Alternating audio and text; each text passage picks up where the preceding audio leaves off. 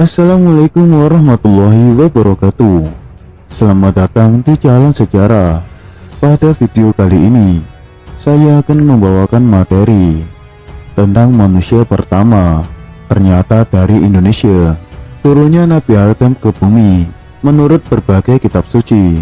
Sampai kini masyarakat dunia masih beranggapan beliau ditempatkan di wilayah Arab atau Timur Tengah. Keyakinan ini bukan tanpa dasar.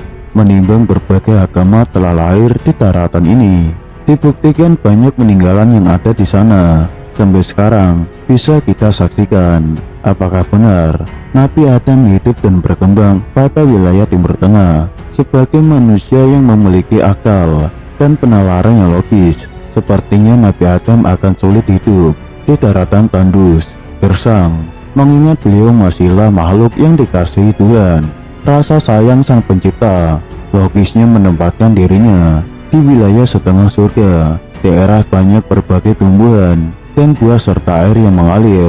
Penalaran manusia tentang makhluk pertama di bumi terpatri kuat berada di Timur Tengah mulai diragukan ketika melihat kondisi dulu dan kini. Timur Tengah bukanlah daerah yang memiliki berbagai jenis tumbuhan, buah-buahan, serta banyak air yang mengalir. Mungkin saya sebagai penulis mendapat ganjaran di delete oleh admin kalau merujuk daerah yang tepat berdasarkan pola pemikiran dari penulis, bukan dari berbagai sumber.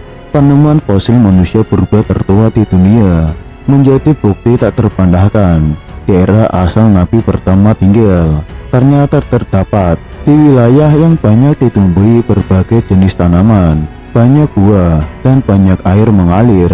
Bisa dikatakan wilayah ini adalah setengah surga. Adalah fosil Pithecanthropus erectus ditemukan di desa Sangiran, Jawa Tengah. Didapat sebagai fosil manusia tertua di dunia. Dari temuan bukti fosil manusia bisa ditarik kesimpulan bisa saja wilayah setengah surga itu berada di wilayah Indonesia. Ada kisah Nabi Nuh membuat perahu pertama kali dibuat oleh manusia, tentunya terbuat dari kayu. Pembuatan perahu tersebut sengaja dibuat di atas gunung atau daratan tinggi. Secara logis, daerah gunung tersebut banyak tumbuhan-tumbuhan kayu sebagai material pembuatan perahu tersebut. Dan ternyata daerah penemuan fosil tersebut memang banyak sekali yang memiliki banyak tumbuhan kayu. Semenjak Nabi Nuh, daerah ini yang sangat rawan bencana.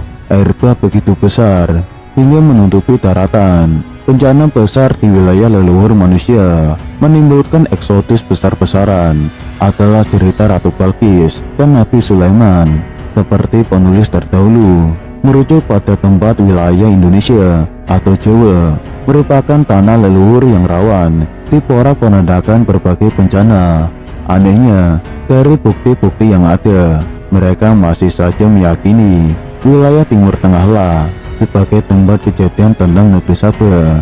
Kalau saja keterangan dari kitab suci mereka sebagai petunjuk, kecewalah mereka. Ternyata Nabi Adam tanah leluhurnya di Indonesia, bukan di Timur Tengah. Dalam ajaran agama Islam, Nabi adalah salah satu nabi dan rasul yang wajib diimani sebelum jatuh ke bumi. Nabi Adam bersama dengan istrinya Siti Hawa tinggal di surga, namun karena kesalahan Adam yang memakan buah kulti, akhirnya Tuhan Yang Maha Esa menurunkan Adam dan Hawa ke bumi. Menurut kisah yang diajarkan para guru-guru agama, Nabi Adam diturunkan di Sri Lanka, di puncak Bukit Sri Pada, dan Hawa diturunkan di Arabia. Mereka akhirnya bertemu kembali di Jabal Rahmah di dekat Mekah setelah 40 hari berpisah. Setelah bersatu kembali, konon Adam dan Hawa menetap di Sri Lanka karena menurut kisah daerah Sri Lanka nyaris mirip dengan keadaan surga. Di tempat ini ditemukan jejak kaki Adam yang berukuran raksasa. Namun demikian, spiritualitas asal Gunung Lawu, Jawa Tengah, Ki Hartono mempunyai pandangan lain soal turunnya Nabi Adam ke bumi. Dalam sebuah buku berjudul Nabi Adam Turun di Jawa, menjelaskan bahwa Nabi Adam sejatinya turun di Pulau Jawa. Basis argumentasi yang diajukan Hartono adalah Pulau Jawa sebagai tempat subur dengan potensi alam yang luar biasa. Kondisi alam Pulau Jawa yang demikian subur dan kemaripah Loh Jinawi membuat Nabi Adam dan Hawa merasa betah lantaran bisa memenuhi kebutuhan hidupnya seperti di surga yang tidak perlu menanam tapi semuanya sudah tersedia untuk mencukupi semua kelangsungan hidup. Di Pulau Jawa inilah lokasi atau tempat adaptasi paling cocok bagi Adam setelah turun dari surga, kata Hartono dalam sebuah diskusi publik sekaligus membedah bukunya di Jalan Pati Padang, Jakarta Selatan. Ia melanjutkan yang dimaksud Pulau Jawa. Dulu kondisi geografisnya sangat berbeda dengan Pulau Jawa sekarang.